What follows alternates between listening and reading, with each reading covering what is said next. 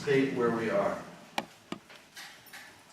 And I will state it in terms of an example.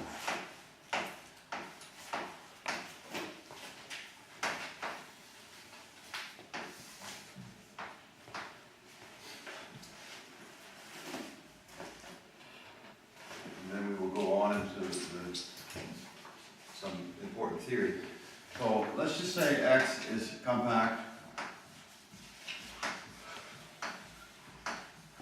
and one-dimensional.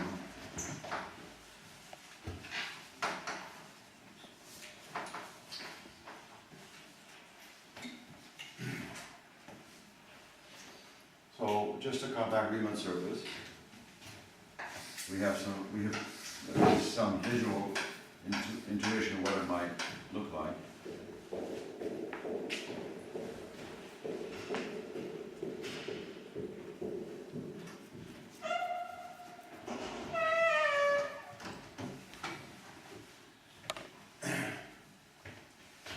And we have some sheaves on this Riemann surface that you understand. So O is a sheaf of germs of holomorphic functions.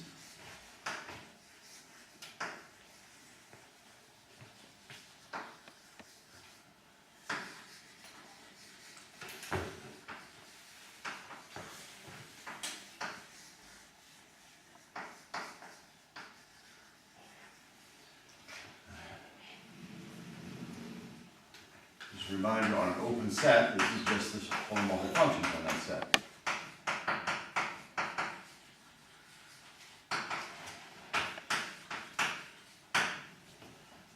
And another important sheaf, which I will now denote by omega,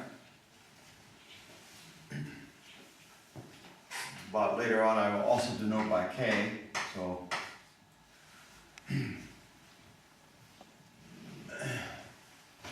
this is a sheaf of germs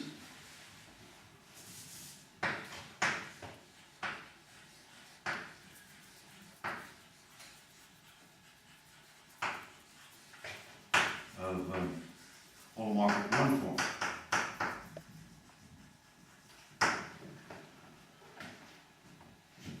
Now, this means locally it's a one form, so omega in general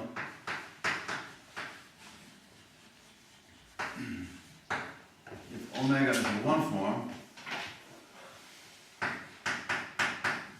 not necessarily holomorphic or anything particular, then omega locally, you write in coordinates, is A, B, Z plus B, B, Z bar. And A and B are just smooth functions. Smooth complex valued functions. Professor, how do you find the one form to be holomorphic? Yeah, I'm going to remind ourselves of that now, but this is just a usual one form. But complex, then since it's complex, you use Z and Z bar, you don't use dx and dy, okay? And holomorphic means first two things, its type is 1, 0. It's just a convention of what it means, type 1, 0. That means that it is of the form locally, the A, B, Z, doesn't have the Z bar terms, and this notion is well defined. It doesn't depend on the coordinates. You change coordinates holomorphically, it changes dz to something dw, you get no D bar term. So this is a well-defined notion. So that's the first thing. And secondly, it's holomorphic. It means that the coefficients locally are holomorphic. So omega, say f dz, and f is a holomorphic function. It satisfies the Cauchy-Riemann equations. Okay, so it's just a holomorphic one. These things are fundamental. This is a sheaf of germs of holomorphic one. Okay. And now we have a short exact sequence of sheaves.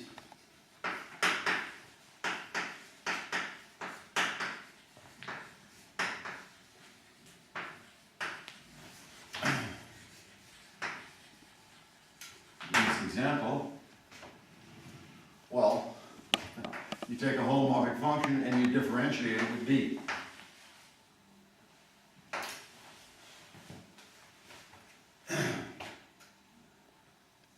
Well, okay, I mean, just to be precise what I'm talking about, this takes f to df. And of course, you need to watch out. I mean, this is usual to round D. And that means this is, you see, let's emphasize this. What is D? So this is D plus D bar of f. The D operator splits into these two things. But D bar f is equal 0, so it's df. And df is just a partial with respect to z, dz. So that's a well-defined mapping from holomorphic functions to holomorphic one-forms.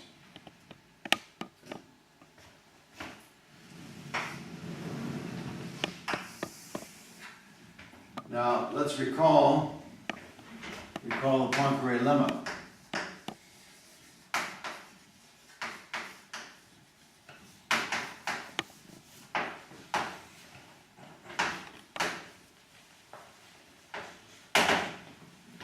This is a lemma that has nothing to do a priori with holomorphic phenomena. It says locally every closed form is exact.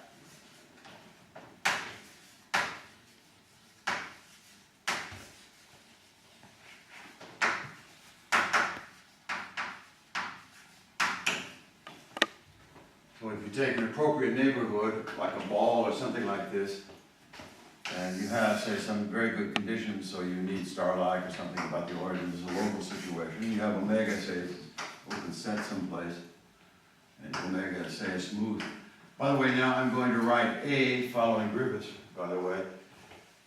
A, instead of, as you know, my notation for real things, real smooth functions is E, and A of U, so let me, excuse me, so AQ of an open set U, that is the smooth complex value Q forms on U. Okay. So everything here is complex instead of real, but that's really no difference.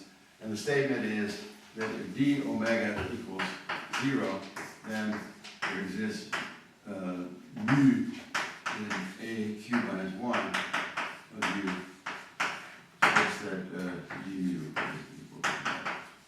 Of course, only on something that is reasonably shaped, like a star-like or a ball. It's a local theorem. Remember, the proof is you have to go zigzag up with some integration to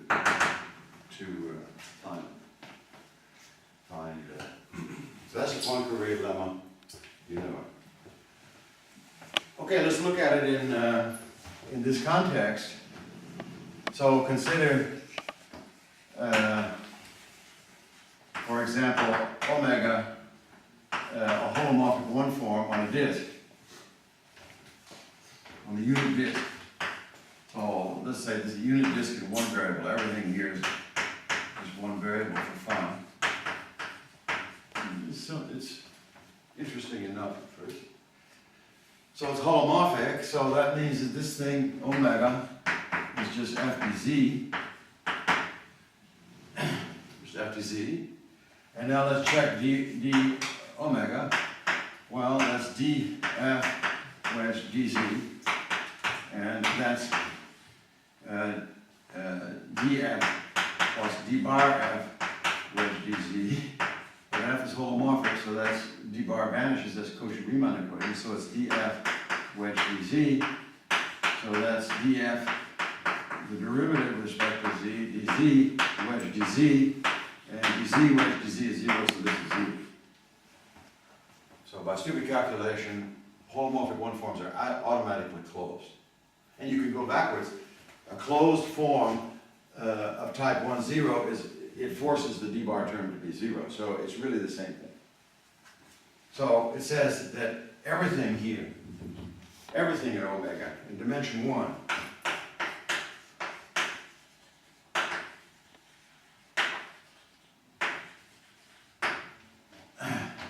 This mapping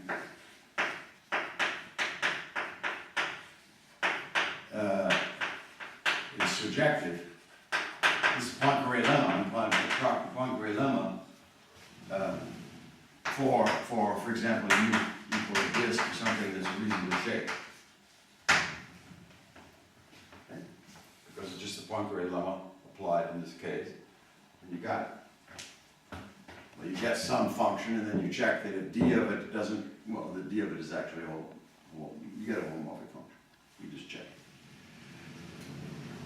So that's wonderful. So it says that we have a surjective map at the level of sheaves, because at the level of sheaves, it's local. Again, what does surjective mean? It means you take a germ, you extend it.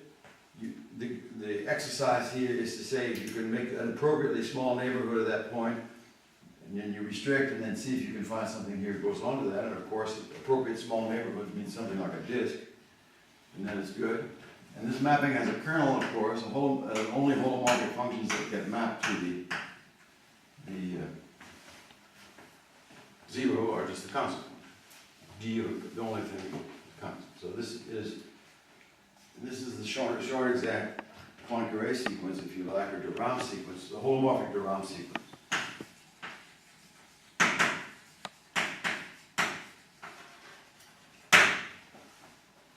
Of course, at the sheet level. So, is it surjective because every holomorphic function has a primitive? That's why it's surjective. Why is Yes. this about surjective? The answer is yes, but it's subjective because of what I just said. I mean, by Poincaré lemma. But what you're saying is you want to apply this primitive. I say by Poincaré lemma, every holomorphic one form is closed, so locally it's exact, and that's the statement. Okay, but every one form is closed. Yeah, I just pointed it out. Every holomorphic one form. Okay. Yeah. Okay, and since the closed form are the exact ones, then it's surjective. Then it's subjective. But I think your argument is absolutely correct also. Yeah, if you do that thing, you get the You get the primitive. easy and It's another way of getting a primitive. yeah. Okay. I just wanted to put it in that language because, of course, higher dimensional things, it'll be my argument and not yours. Okay? Okay, so you will have in higher dimensions 1 forms, 2 forms, 3 forms, and so on. And then you will have the holomorphic de Rham sequence, which is exact, and that's Poincaré lemma. I'm very happy you mentioned that point. Thanks.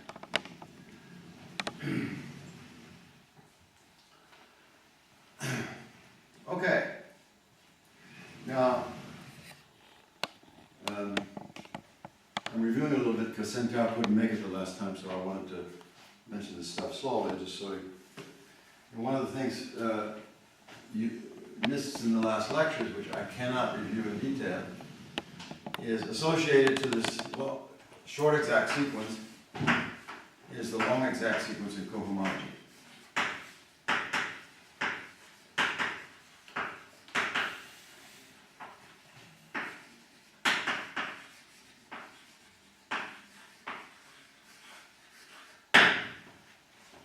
So let me just write it down.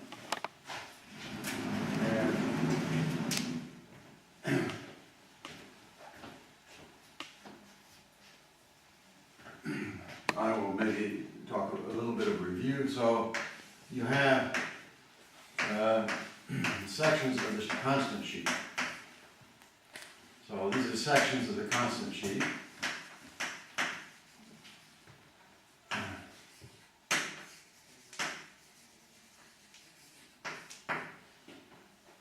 Well, they're continuous C-valued sections of the constant sheet. And of course they're constants.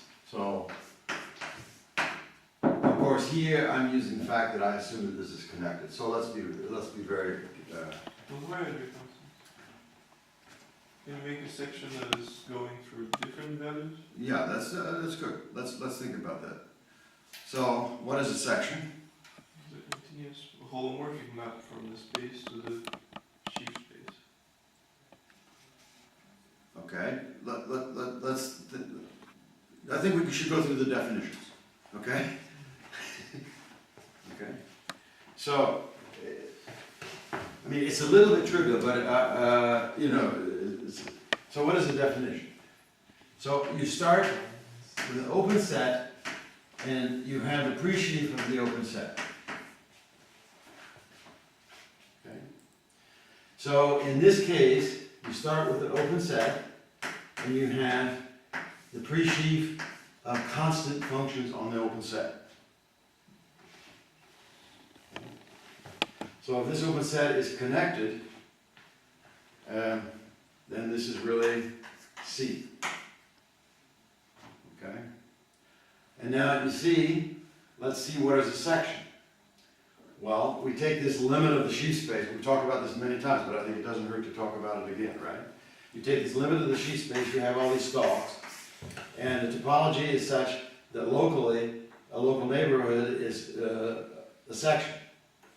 So a local neighborhood is something you get here. Okay? That means You have to stick them together. it means constant. So the local things are really constant on open sets. Now the global sections are the pieced together local sections. Right? Here's a section, and you piece it together here, and then you piece it together here. Yeah? So you're piecing together constant. And so it's constant. Okay? So I think this is not a bad exercise to think like that. Okay. Same thing here.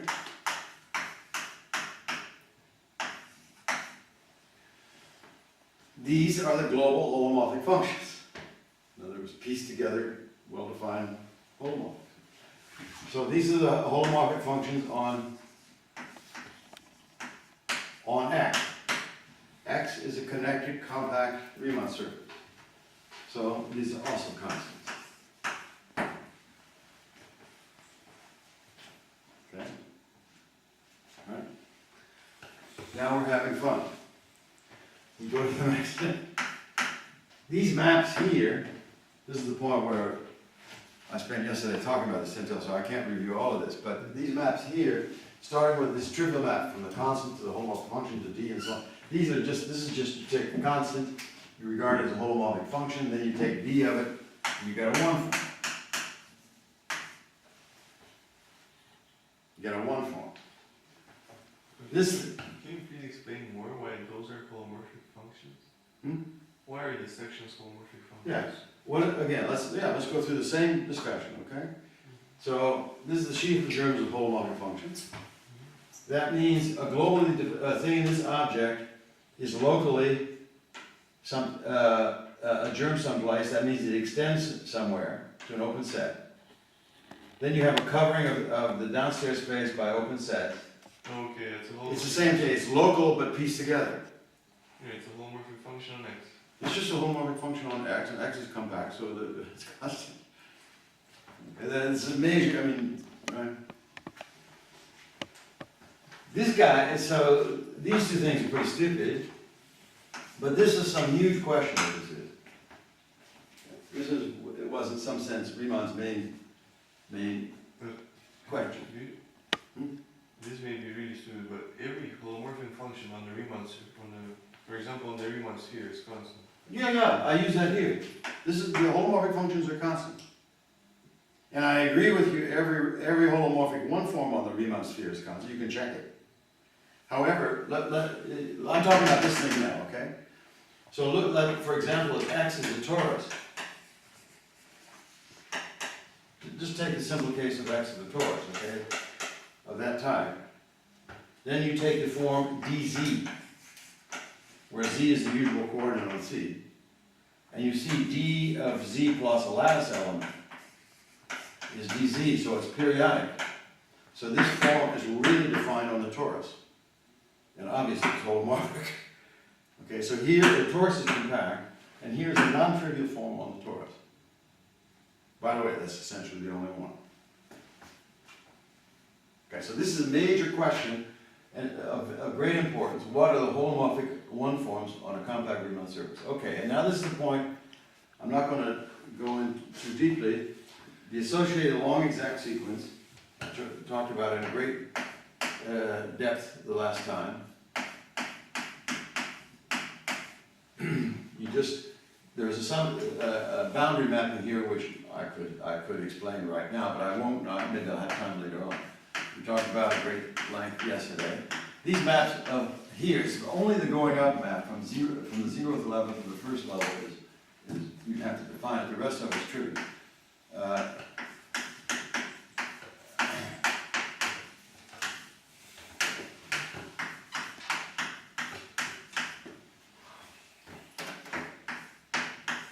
I'm writing down a huge long exact sequence associated with a short exact sequence, sheaves. And now, I told you the last time, if you have such a sheaf as O, or these sheaves here, they come from vector bundles, they're coherent sheaves, all cohomology beyond dimension vanishes. So you have this, you see, normally would be H2O here, but it's this vector bundle thing. You can just check by covering, if you wish, that has to vanish. Okay, great. Okay, that's a long exact sequence. Now we're having fun. Okay. So you have three sheaves, C, C, and C. That's great. You can check that the check cohomology, which I've introduced here, XC, is actually the usual singular cohomology. Just this is the usual topological cohomology of the manifold. Okay, it's the usual topological cohomology of the manifold. That's very nice. So this is, if you like, this is the 0th cohomology. This is the first cohomology. This is the second cohomology. So if you look at the alternating sum, so the Euler characteristic for the sheaf C, let me just write it down what it is. This is the dimensions. You know it, a corner, vertices, edges, faces, and so on. It's the same thing in cohomology. So this is the Euler characteristic C, and in fact, this is exactly the topological Euler characteristic of the manifold. I'm just quoting a theorem here, but that means if you triangulate the manifold and count vertices minus sides plus faces, you get this number. Okay? Whatever it is. Okay? So that's that. And now, you can easily check, look, this is some huge sequence. I don't know how many things are in it, but there are a lot. You can easily check when you have such a thing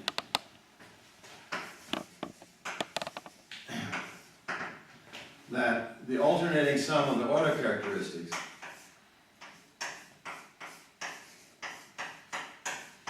is 0.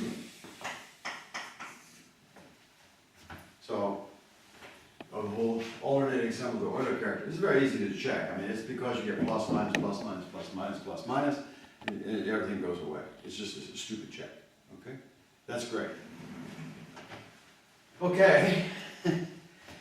Now look at, I'm going to write something here. By the way, a key thing here, these spaces are finite dimensional. If these spaces are not finite dimensional, and I proved this yesterday. So this is a deep theorem, as you saw yesterday. See, I really, to write this stuff down, of course, this is finite dimensional. This is easy. But these things being finite dimensional is already a serious theorem. So I hope you don't object to me writing some stupid thing on the board. And it is stupid because I want to get the sign nice. So I'll do it the other way around.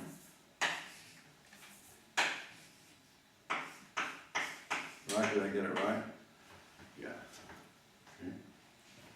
Okay. I hope you find this interesting. It's a statement that topological information is equal to holomorphic information.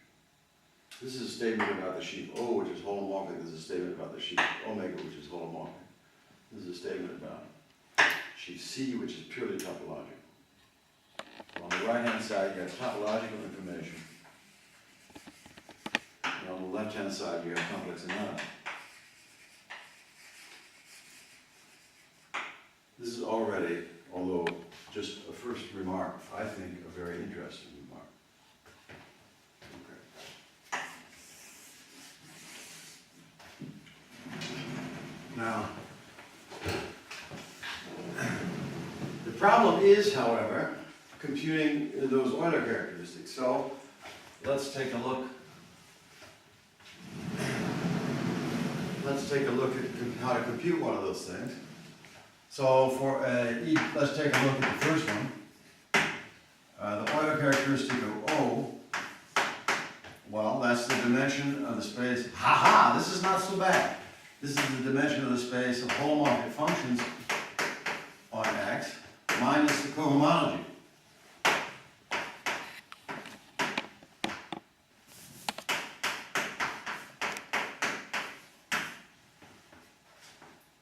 Well, I'm really happy with that because this term I know is one dimensional. And by the way, I introduced a notation yesterday, H0 of H0 of something, I mean the dimension of that. So H0O minus H0 omega. Not omega O. And that is equal to 1 minus H1O. Why is it one dimension?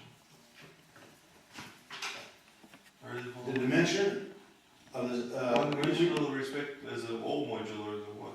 a vector space, Vector space over. the complex numbers. That's the reason I wrote dimension over C. Okay, so I'm C, it's C. It's just one constant holomorphic function. I mean, some stupid fact here. I'm not saying anything deep at all. But that's already good.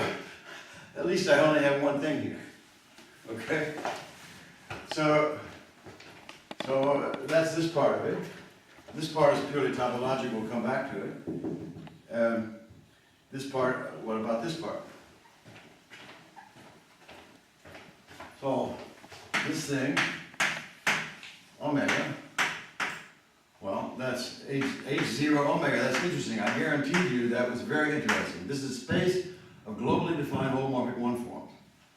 Minus H1 omega, and that's some horrible cohomology space that we don't understand. Okay. Okay. So what we have now, I'm going to start writing these things. I mean, in a long way. Why not? I'm going to have. Let's make some definitions. Let's set the. No, I make no definitions. So we have the Euler characteristic of C equals something minus something, which minus which. O comes first. 1 minus H1O minus H0 omega plus H1 omega.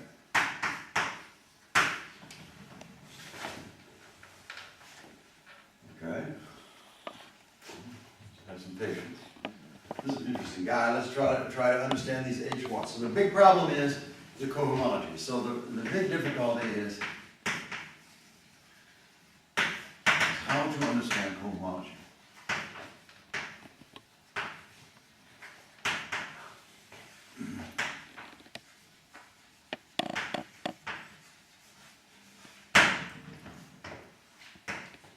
I told you yesterday, in my opinion, there are two theorems at the beginning of this subject. One is the finiteness theorem, and the other thing is Serre duality.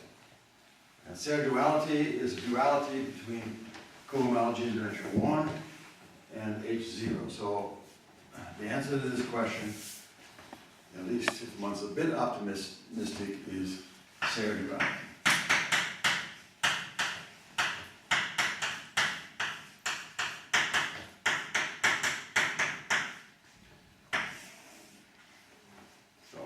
Serre duality will tell us about these cohomology spaces.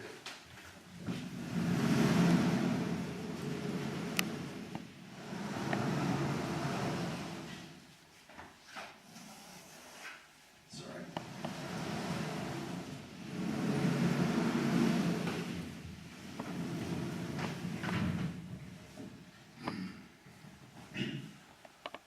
Okay, so I'm going to state it in general.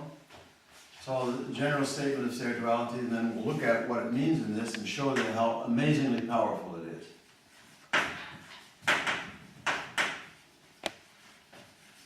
Of course, in a one-dimensional set. It is a theorem in the high dimensions. I view it as an analytic theorem. There are algebraic versions of it, algebraic geometric versions of it. I know about, for curves, very well algebraic geometrically, but I don't know much about the higher dimensions. I do know very well the analytic theory in general. It is a beautiful theory, but I will only state it here. So, in one-dimensional case.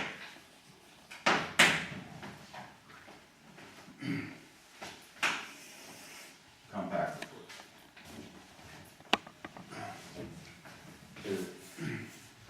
Well, you have a line bundle, L, say a homomorphic line bundle.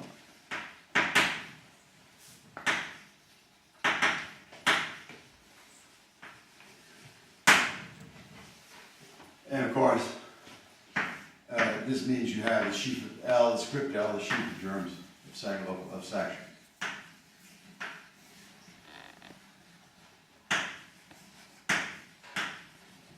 This is the same thing. So I go back and forth between these two concepts. I will now talk in terms of the line bundle. And so I'm interested now, here we go, in computing H1 XL. Okay. So what I mean by this is the check cohomology, but I will actually later on think of it as another cohomology, but right now just call it check cohomology of X with coefficients in the sheaf of germs of holomorphic sections with this line bundle. This, from the check point of view, I have Fij on a covering, which is a section over Uij of L, and I'm asking the check question. This is the check question. I'm starting to write like a checkbook. Check question. I ask the check question, can I solve this problem? Can you write it as a difference? You have Ui intersect Uj, here's Ui, here's Uj. You have something on the intersection, can you write it as a difference? It's fundamental. I will write this as a question of solving a differential equation and relate to this, but right now this is the check question, and so that's this cohomology. Okay. Yes, and it's very interesting. I start writing this. So I can compute the dual spaces that nicely. From my point of view, it's better to compute the dual space. And this is the sections. This is the wonderful thing. So it goes from H1.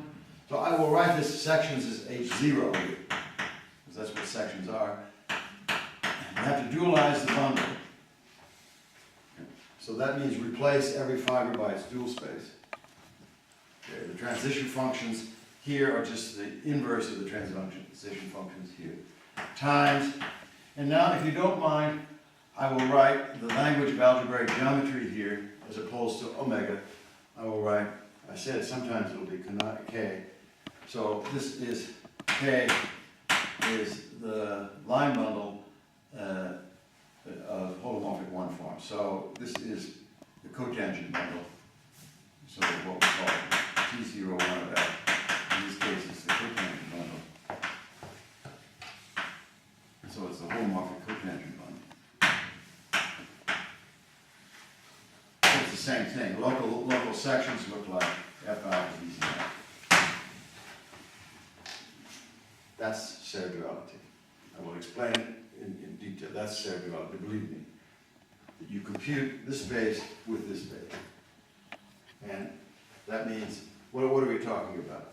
That means the sheaf of germs of holomorphic one-forms with values in this bundle. That means they look locally like this, but the coefficient is in this bundle. Okay. So the coefficient, you know, sections of a bundle are transformed by transition functions. So these things will transform by transition functions here. And of course, these things transform by transition functions here. So it's a product of transition functions. Keep in mind, a tensor product of a one-dimensional space with a one-dimensional space is one dimension. So these transition functions just multiply. It's a stupid thing. But if this is a vector bundle, that's another vector bundle, this is a very difficult thing. Okay. Fortunately, the analogon in higher dimensions, in higher dimensions, the analogous thing here, the canonical bundle, K, is just the top wedge product of the holomorphic tangent bundle. So what you're looking at locally there is dz1 wedge dzn with some holomorphic coefficient as opposed to just a one form. And this, of course, as you know, the top wedge product of a vector space is one dimension. So that's always a line bundle. So even in the higher dimensional cases, where this may be a vector bundle, or higher rank cases where you do have Serre duality for vector bundle, you're only tensoring with something like. So this is a beautiful statement. It's a very beautiful statement. Yes. Proved by Serre and Riemann. I've never read Riemann carefully, but I've read Hermann Weil's lectures, Göttingen lectures, early 20th century in Göttingen.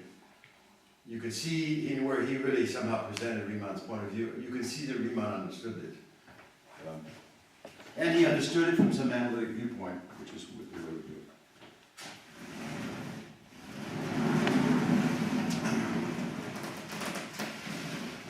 Okay, so let's use this. I think we should always use the theorem before we prove it. I don't know about your viewpoint. Let's use it. Here. So I want to use Serre duality, whatever this means. Serre duality to compute. Let's start out with it. Well, I have a couple things here, I don't know what they are. This thing and this thing. All right? So let's compute the most stupid thing of all, not stupid. You start with a structure sheaf and you invent a big cohomology theory and you can't even compute H1. Right? Right, so let's try to compute it.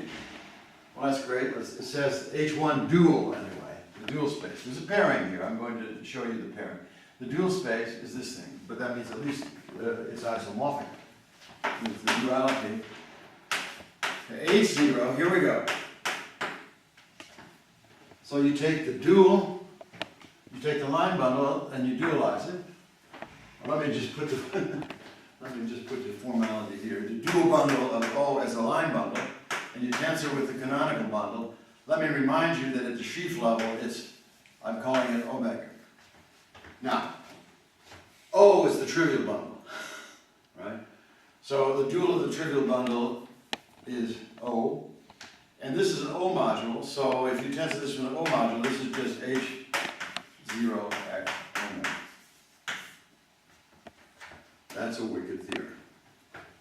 That in a natural way, this cohomology is H0 x omega, so that says that in particular H1O equals H0 omega. Again, H0 omega is the dimension of the space of globally defined holomorphic one form. So this thing is equal to that thing. That's sensational. That is 1. These two things are equal. So it's 1 minus 2. I'll pay your money and take your choice. I call it this because it's at the level of H0 and I understand it. Now, here we go here. plus H1 omega. Let's compute H1 omega. Okay? So here we go. H1 omega. So some mysterious cohomology. Serre duality says it's dual to H0 at the dual bundle of the canonical bundle, tensor the canonical bundle. When you tensor the dual bundle of a line bundle with a bundle, you get the trivial bundle, because these are line bundles. You see, this is one thing in higher dimensions. You tensor a vector bundle with its dual, you're getting the endomorphism bundle. But this is one-dimensional. It's also simple. You just get the trivial bundle, that's H1O. So here you apply Serre duality to O and you get omega, and here you apply Serre duality to omega and you get O. That's sensational. So it says here that this is equal to these two things, and that's equal to H0. So let me write it here. H1, so the dimension here, omega, equals H0 O. We had this big discussion what that is. There are no globally different, well, constants. So it's one-dimensional. So what we end up here is with 2 minus 2 H0, pay your money and take your choice, omega. Okay, I put this 2 here. Okay. Let's isolate ours. Let me write it again.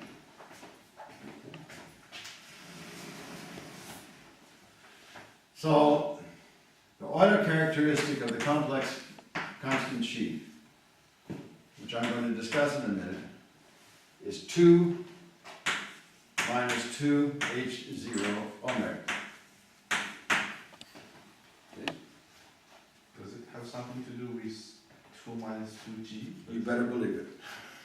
You made the right guess. We're going to have a lot of fun seeing how much it. You should, these silly things, you should look, the right-hand side is an even number. Right? And already this is non-trivial because you have proved it here that the Euler characteristic of a Riemann surface is even. I dare you to try to prove that. Well, you can prove it, but it requires some math. Let's look what that means. This is the alternating sum. So let me write Betty number 0. That's the 0 homology or cohomology. That's the first Betty number, and then the top Betty number. These are the alternating sums corresponding to corners of triangulation, edges, and faces, right? Of a triangulation, triangulation. I can't say it. Yeah. Well, of course, this thing's connected. So this is 1, and this is top dimension. This is the volume form. So you have this statement.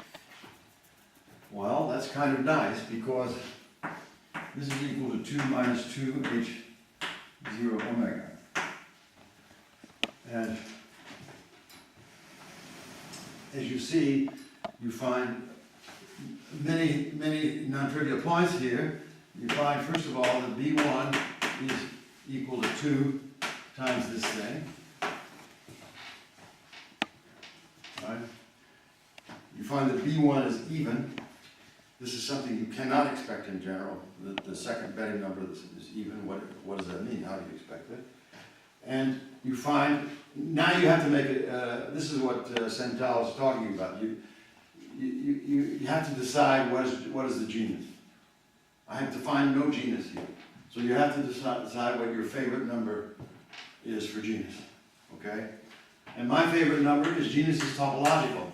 So I define the genus as this way.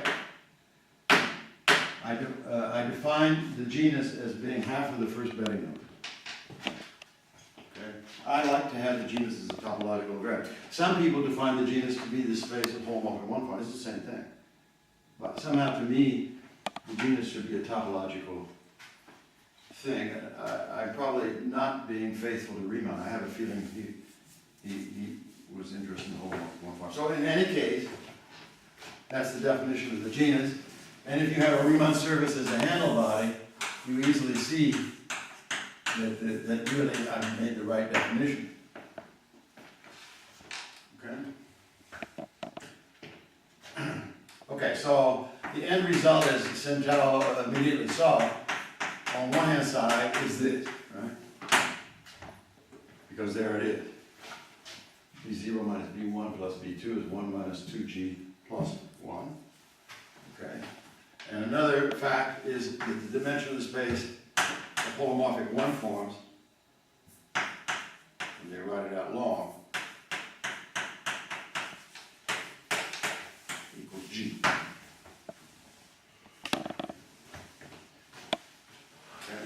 This was Riemann's entire motivation for studying Riemann surfaces, I think, or one of his big motivations.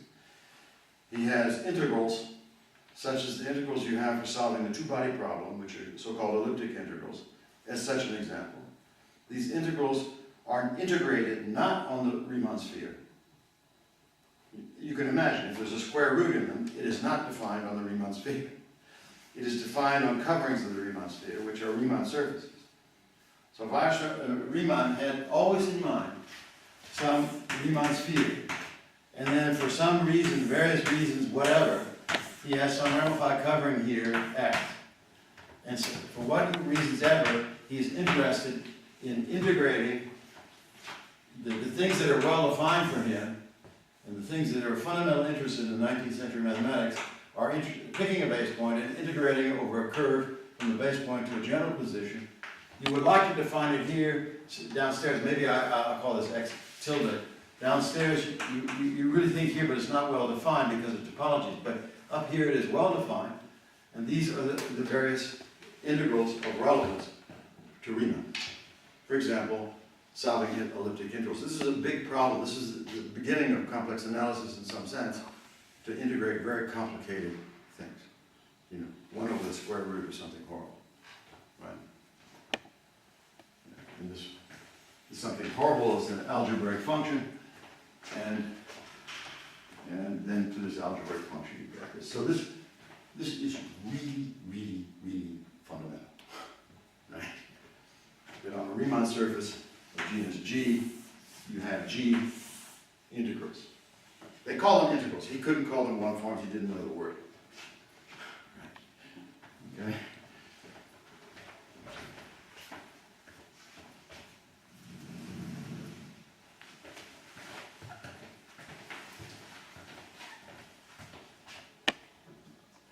Okay, so I just carried an example through the whole discussion. I think you should always do this if you're interested in mathematics. This whole theory is created in order to solve problems.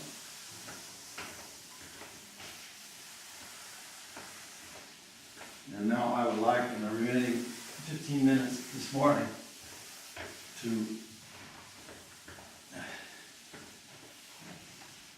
explain the pairing that defines Serre duality.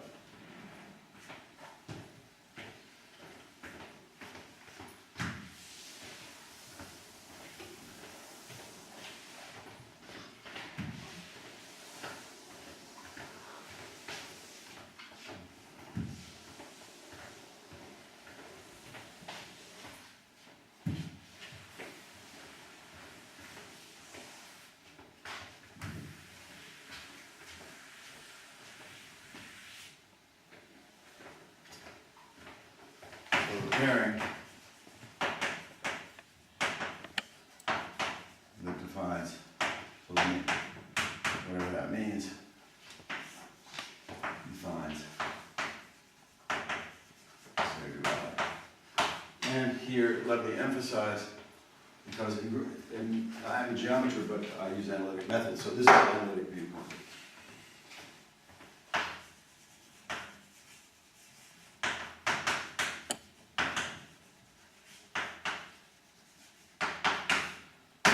And this, of course, is only one dimension. In higher dimensions, there is something quite analogous, but it's much more difficult to prove. Okay. The thing the big word you want to keep in mind is two names, again, which are French. Well, Grothendieck was not French. It had a very complicated background. But he realized, of course, I mean, Grothendieck realized everything in some sense. He realized that you should go from Czech cohomology to Dolbeault cohomology. So you go from Czech, you go from Poland to France.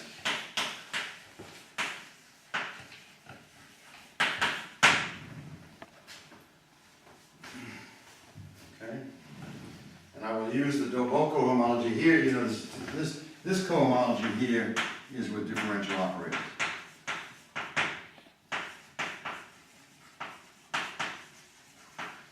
In fact, you will see, in this case, it's just a Lebar operator.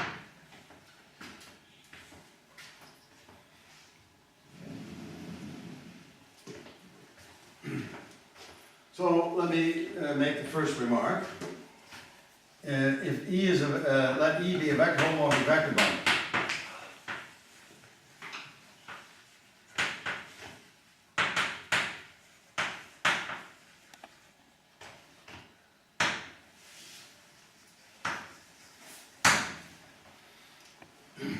Holomorphic vector bundle of some type, I don't care.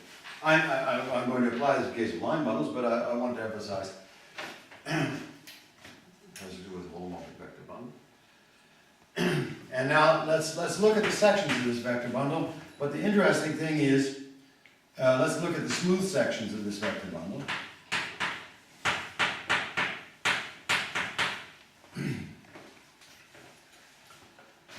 This is something that Riemann could not do, because for Riemann a function was almost automatically a power series. Yeah.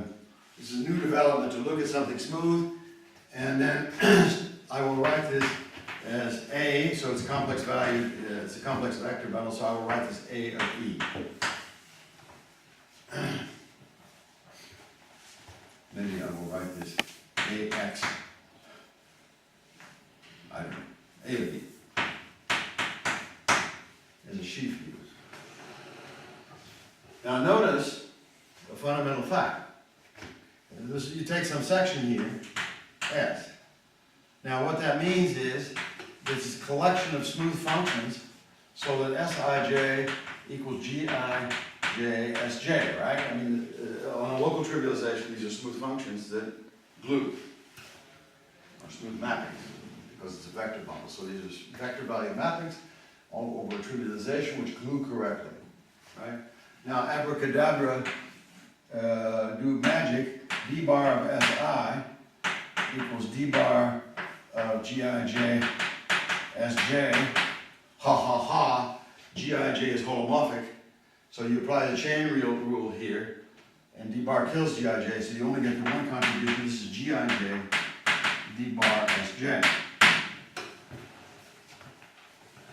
This says the d bar operator acts on sections here and maps sections to sections of one form bundle which transform the same way. So this means you have the associated Dolbeault complex.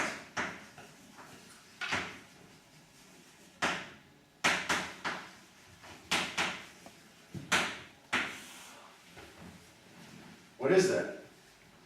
Well, you start with, at the sheaf level even, I didn't need X here, I could have U and then a space of sections, so at the sheaf level. You have, look at the smooth sections, smooth E value, sheaf of germs of smooth sections. You take d bar of this, you get the d bar, you get the smooth 0, 1 forms. Now 0, 1 forms means you only have the z bar, locally speaking, the z bar thing. So you have a z bar term here, not a z. So you only get 0, 1 forms. Then you do it again because you're happy and having fun. So you get the 0, 2 forms, and so on. Okay, I'm doing this in general here. This is the general Dolbeault complex. Obviously, this thing ends because you can't get any bigger than the dimension of space. It ends in the dimension of space. It's tired and it ends and you get 0. So in an exact analogy to the de Rham complex, you have the d-bar complex, which is called the Dolbeault complex. And of course, the kernel of the d-bar operator is the sheaf of terms of holomorphic functions, holomorphic sections. So let's say OE, sheaf of terms of holomorphic section. And this.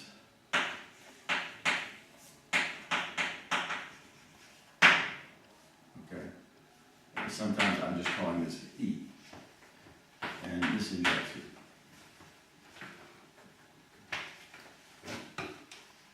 Now guess what? I said this is a complex, but the complex means that it's locally, what does it mean? Complex means, no, complex is just the fact that this thing is zero. What does it mean if it's exact? What's the word? You say exact sequence is all? Yeah. Maybe you say resolution. So this is in fact exact.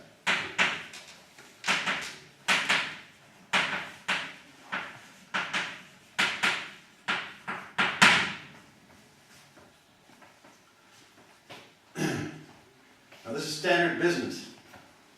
You take a highly non-trivial sheaf, like the holomorphic functions, and you resolve it. We say this is a resolution of some sort in things that are simple-minded. Simple-minded means C infinity. I mean, you can do anything with C infinity functions, right? You can do absolutely anything you want. They're dense in any L2 or anything you want. I mean, they're just anything you can do. Yes? So these objects here are simple-minded objects. And this guy here is a highly non-trivial object. And somehow you have a sequence of maps, you embed it here, it's the kernel of that, that's the kernel of that, and so on, and so on, and so on. This is a resolution of the sheaf O. This is a resolution of the sheaf of E, the sheaf of terms of holomorphic sections of the vector bond. Okay. Now, this is the contribution of some people like Grothendieck. He understood you really have to look at what these things are, this is what it is, and then write down what it means. It may be abstract, but that's it. Here it is, that's it, basta. That's it. Well, this resolution is fantastic. It is an acyclic resolution. And if you have an acyclic resolution, you could compute, let me at least before I stop this morning, state the theorem. Okay? So I will state the definition. I use this word already, so I will write it. This is an acyclic resolution. And let me write the definition of acyclic resolution and write the theorem of Dolbeault that computes the cohomology of this thing in terms of the cohomologies here. Then this afternoon I'll prove it. Okay, proving it's just a little bit of labor, that's all. It's not true.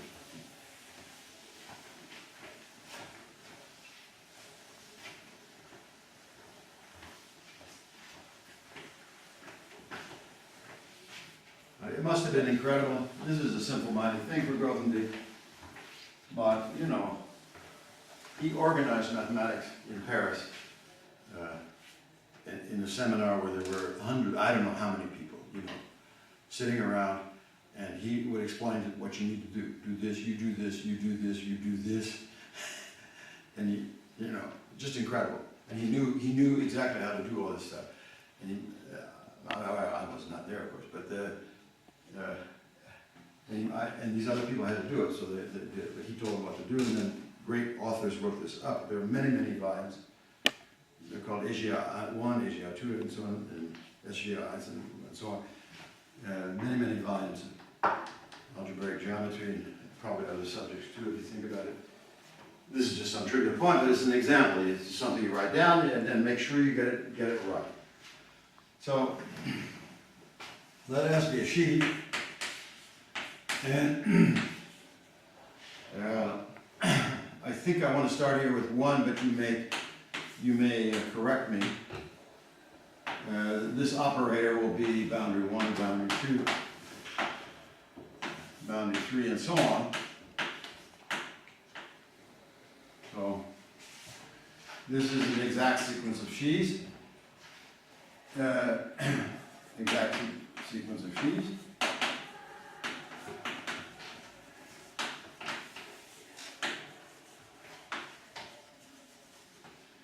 And it's called an acyclic resolution.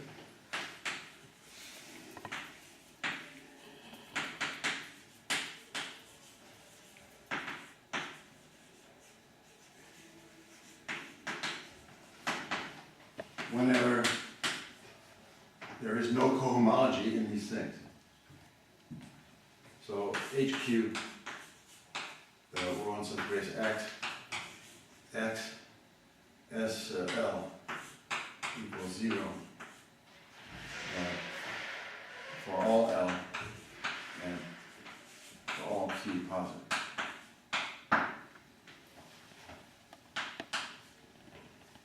So the sheaf you're resolving, you see, this is a highly non-trivial sheaf with highly non-trivial cohomology. You're resolving it somehow with a sheaf, sequence of sheaves with no cohomology. And the statement is, the theorem, an elementary theorem, completely formal but fundamental.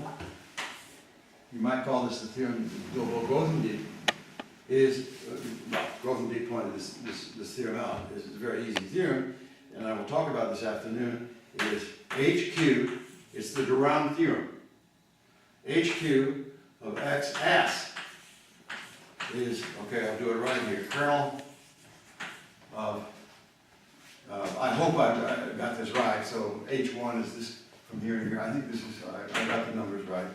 So from sections, so global sections of S1, S1, SQ,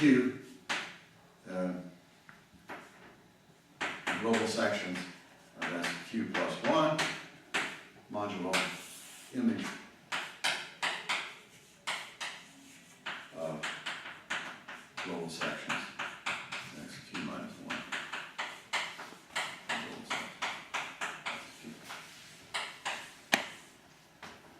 This means you can compute this highly mysterious Czech cohomology, whatever it is, in terms of a revolution, in terms of a resolution that you like. I mean, you get to choose a resolution. And I like a resolution in terms of the differential forms. The Durand theorem, we prove in our course, is precisely the resolution of the sheaf, constant sheaf, by the usual things. Here, the operator in that case is the operator D. Here, the operator is D bar. In general, when you have a situation in geometry, you have operators. You have analytic operators playing a role. In complex analysis, at the first there is exactly one. You use these operators to, if you're lucky, to get a resolution. The key thing is to be able to do something like that, right? And then you have a chance at this, right? Yes. And that is the problem in global geometry, getting really something at least close to something like d bar squared equals 0. The obstruction to that in general is curvature. Here, with this d bar operator, there's no curvature obstruction. You have this, you have a local Poincare lemma, and you have this resolution. It is acyclic, and that means that, for example, let's apply it here to this upstairs thing, the Q cohomology of X with coefficients in a holomorphic vector bundle, Czech, which you hate, it's horrible. I mean, this Czech stuff is just horrible, is the kernel of the d bar operator from sections, C infinity sections, I'll write here C infinity to remind you what we're doing. Sections of the sheaf. Of course, one form, so I'm going to write the notion of one forms, I'll write it as 0q. So that means one forms with values in this thing to C infinity sections, q plus values in the sheaf of one forms, of q plus one forms, modulo the image of the analogous thing. So the d bar image, q minus 1, e valued q minus 1 forms to e valued q form. That means a cohomology class here, C, which is a priori a horrible check class, has a representative phi, which is a differential form. Okay, a d-bar closed differential form. Of course, where the coefficients are in this bundle. Okay. So, computing cohomology comes down to partial differential equations. Okay?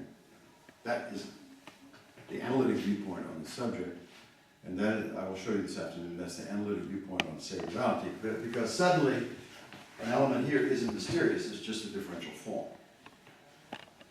Okay?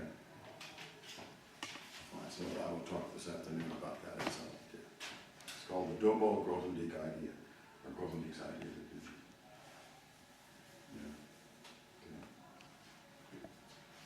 So, I mean, does it have to end at some point, the resolution? No, it can't, so yeah.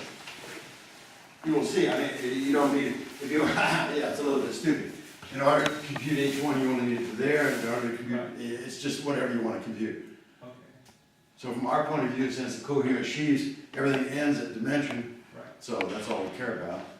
And of course, you see where this thing ends here. Yeah. It's quite typical. But then the question can be, does such kind of resolution exist for Yes. special sheaves or not? So I should have commented, thank you on the remark. So Qaisar, I mean, the point is, in a given situation, you're going to pick out your favorite resolution, right? However, in the abstract situation, and probably, if I were a good abstract mathematician and didn't worry about understanding things in some nice context, I would have defined cohomology in the following way. You give me a sheaf S, and I give you the cohomology in the following way. Let S1, and Mihai will like this now because we've had this long discussion about what is a section and so on, right? I mean, yeah. Let S1 be the sheaf of germs of all sections. Right? No topology. Remember, the topology here is just these little sections. No topology. Sheaf of germs of all sections. So that means, here's the base space. Maybe it's what you want to do, Mihai. I don't know. Here's the star. Here you have this. It's only just any section you want. I mean, just why? Unbelievable. Okay? Yeah. Then take the sheaf of germs of all of those sections, and so on. You can get a resolution, a stupid resolution like this. Okay? There's nothing going on. Right? And then you use Grothendieck lemma, and look what happens. This thing is given a sheaf. This is completely canonical. Sheaf of germs of all sections and so on. All this stupid thing, right? Then if you want, you can say, well, I know check cohomology. I apply Grothendieck lemma, and I get check cohomology with this resolution because this is really acyclic. You can do anything with these sheaves. This is an acyclic. Or you take some, this is an example of an acyclic, it's canonical.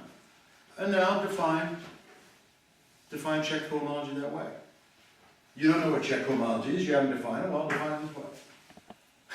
What is S2 here? So S1 is Okay, S1 sheaf in terms of all sections. of S. You take this as an image. It's absurd. Take the quotient sheaf. Take the sheaf in terms of all sections of the quotient sheaf, S1, put it in there, etc.